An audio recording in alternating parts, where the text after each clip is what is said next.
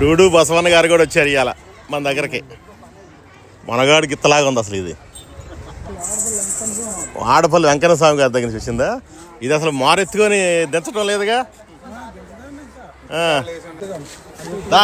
ఇటు దొరికి బుసలు కొడుతుంది. ఏ అసలు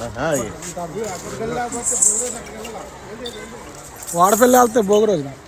భోగి రోజా? అదిరింది. బసవన్న బాగా గట్టిగా ఉన్నాడు, బుసలు కొడుతున్నాడు. బసవన్న చాలా చూసాం చిన్నప్పటి నుంచి. మేము కూడా వాటితో మీ వాళ్ళ దగ్గర పెరిగాం. మంచి మనగాడే నిధులుండే. అమ్మలందరూ వచ్చారు, ఏదో బాగా చెప్పుకుంటాం.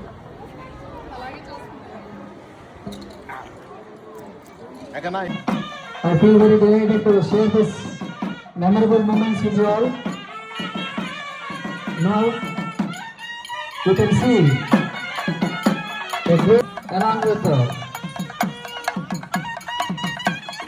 our cultural aspects which are hidden and which should be known to the next generation.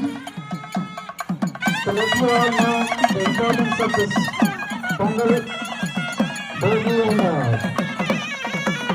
Sankranti celebrations, and followed by Kanama.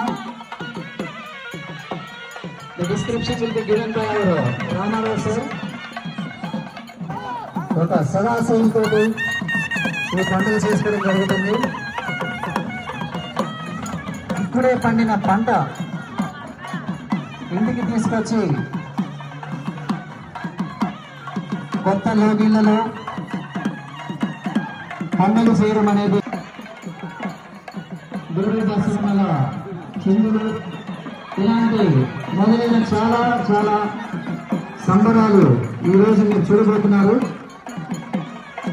ఎందుకు చేసుకుంటారంటే మనలో ఉన్న చెడు